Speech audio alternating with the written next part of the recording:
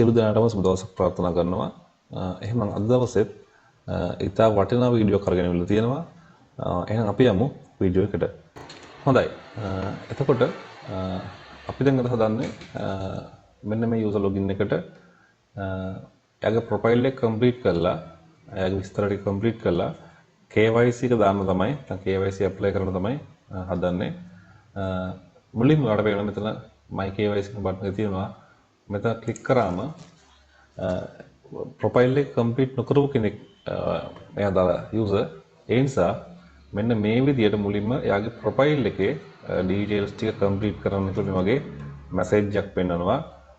මොකද මේක කම්ප්ලීට් කරාම තමයි අපිට KYC වලට යන අවස්ථාව හම්බ වෙන්නේ. ඒ නිසා මුලින්ම අපි කරන්න ඕන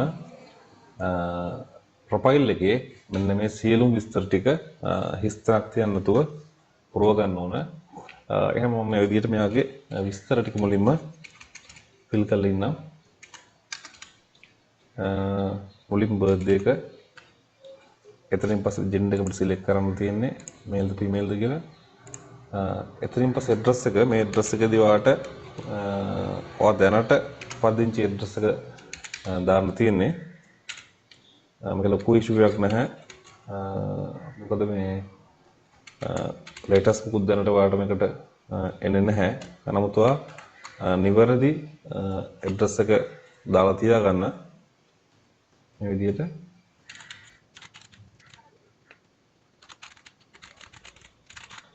මේ විදිහට ඇඩ්‍රස් එක ටයිප් කරලා පස්සේ සිටි එක දාගන්න ඕන. ඔයාගේ මේන් සිටි එක කොහෙද කියන එක. එතනින් පස්සේ මේ ස්ටේට් කියන තැනට ඔය ලංකාවේ කෙනෙක් නම් ඔයා දාගන්න. ඔයාගේ අදාළ පළාත මම දකුණු පළාත කියලා ස්ටේට් දාගන්නවා. එතනින් පස්සේ ඔයාගේ සිටි එක අයත් සිප් කෝඩ් එක දාන්න ඕන. මාතර සම්මත මම 81000 කියලා දානවා. කවුරු හරි සිප් කෝඩ් එක දන්නේ නැත්නම් එයාට පුළුවන් Google එකට ගිහිල්ලා තමන්ගේ සිටි එක නැත්නම් මාතර ගාල්ල හම්බන්තොට වගේ ඕනම නගරයක් Google search එකේ search කරන්න මේ විදිහට අපිට ගාල්ල කියලා ගාල්ල postal code කියලා වලට search කරන ලෝක මේ විදිහට postal code එක පෙන්නනවා. එහෙම නැත්නම් ඔයාලට zip code කියලා search කරන්න පුළුවන්. ඒ මේ දෙකෙම වෙනන එකම දේ zip code හෝ postal code කියලා ඔයාලට මේ විදිහට පුළුවන්. ඔයා දැනට පදිංචි ස්ථානයේ postal code දන්නේ නැත්නම් zip code දන්නේ නැත්නම් ඔයාලට මේ විදිහට Google search කරලා ගන්න පුළුවන්. එතනින් පස්සේ recovery mail කියලා කියන්නේ ඔයාලට login recovery කරන්න කිව්වොත් අවශ්‍ය mail එක මම මෙතෙන්ට මේ mail එකම enter කරනවා.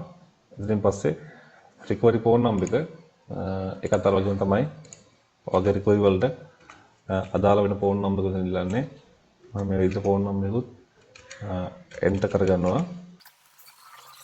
right එතනින් පස්සේ තියෙන්නේ Binance email, Binance ID, Binance phone number සහ Binance wallet address එක. මේක හැබැයි KYC active වෙන්න මේ හතර අනිවාර්ය නැහැ පිල් වෙන එක. නමුත් ඊටු සියලු දේම පිල් වෙලා තියෙනවා. එම්ටි දින්න බෑ. ඒක මම දැනට මේ පහළ නැත්නම් Binance withdrawal වලට අවශ්‍ය details ටික enter කරන්න නැතුව ඊටු ටික විතරක් මේ විදිහට save කරගන්නම් මේ විදිහට. right. ඔයාලට දැන් පේනවා save වුණා profile එක details ටික.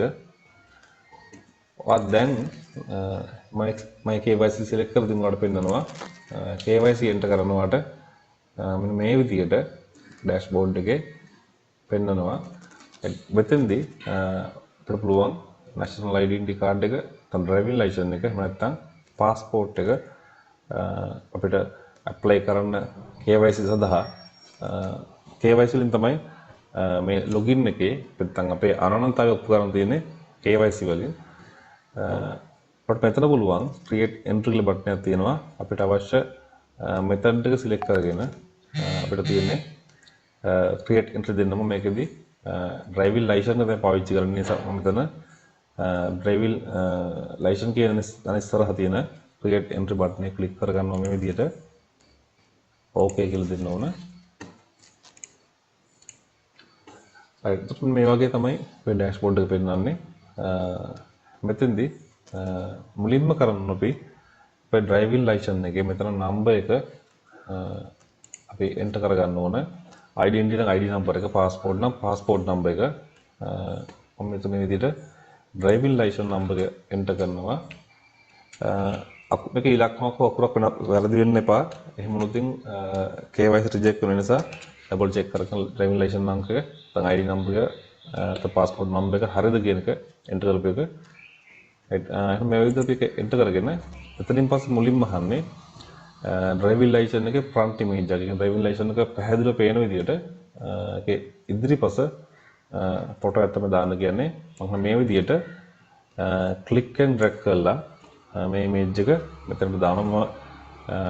ඇදලා තමයි ෆොටෝ එක දාගත්තේ. එහෙම නැත්නම් ඔයාලට පුළුවන් මෙන්න මේ බටන් එක ක්ලික් කරලා එතනින් එනවා බ්‍රවුසර් එකක්. අපිට පුළුවන් අපේ ඩිවයිස් එකේ තියෙන ඉමේජ් එකක් සිලෙක්ට් කරලා මෙතනට ඕපන් කරගන්න පුළුවන්.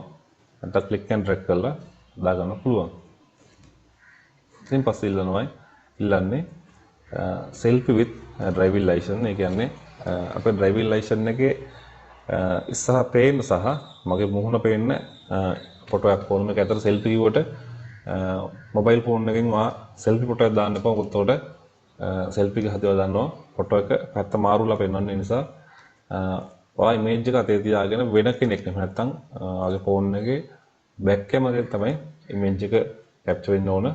මේ විදිහට මම මේ ඉමේජ් එකත් ක්ලික් ඇන්ඩ් ඩ්‍රැග් කරලා මෙතෙන්ට දාගන්නවා. මේ වගේ ඔයාලට දාගන්න පුළුවන්. මේකෙදි මේ selfie ෆොටෝ එකේදී අනිවාර්යයෙන්ම ඩ්‍රයිවිං ලයිසන්ස් එකේ ඉලක්කන තකුරු කියවන්න පුළුවන් වෙන්න ඕන. තමන්ගේ මූණ පැහැදිලිව පේන්න ඕන. මේ වගේ තමයි ඒ ෆොටෝ එකේ ඉන්න ඕනේ. ෆොටෝ දෙක සහ ඩ්‍රයිවිං ලයිසන්ස් එකේ අංක මන් දාලා ඉවරයි. ඩෙන්ටිටි කාඩ් එක නම් සබ්මිට් කරන්න ඔයාලට ෆොටෝස් තුනක්. ඒ කියන්නේ ඩෙන්ටිටි එකේ ඉස්සරහ පිටිපස්ස සහ selfie ෆොටෝ එක. පාස්පෝර්ට් එක නම් ඉමේජ් දෙකයි. පාස්පෝර්ට් එකේ ඉදිරි ෆොටෝ එක සහ selfie ෆොටෝ එක. රයිට් මම මේ විදිහට මෙතන save KYC කියන බටන් එක ක්ලික් කරගත්තාම මේ වගේ ඕකේ කරන්න තියෙන්නේ. රයිට් එහෙනම් මෙච්චර අපිට කරන්න තියෙන්නේ KYC එන්ටර් කරනවා කියලා. එතනින් පස්සේ පෙන්ඩින් පෙන්නනවා මේක. සාමාන්‍යයෙන් දවස් 3කට අඩු කාලයක් තුල කම්පැනි මේක ඔයාගේ විස්තර හරිනම් මේක අප්‍රූව් කරනවා. එහෙම නැත්නම් රිජෙක්ට් වෙයි. රිජෙක්ට් වුණොත් වලට හේතුව වැටේ. මේ කින්නකට දැන් මෙතන ෆොටෝ දෙකක් අප්ලෝඩ් කරලා තියෙනවා. පළවෙනි එක රිජෙක්ට් වෙලා නම් මෙතන වැටේ හේතුව. දෙවෙනි ඉමේජ් එක රිජෙක්ට් නම් එතන වැටේ හේතුව. ඔන්න නැවත සැරයක් එහෙම වුණොත් ඇප්ලයි කරන්න පුළුවන්. ඒ විදිහ තමයි අපිට KYC ඇප්ලයි කරන්න තියෙන්නේ. දැන් ඔයාලට මෙතන ආයි my KYC ක්ලික් කරලා බලා ගන්න පුළුවන්.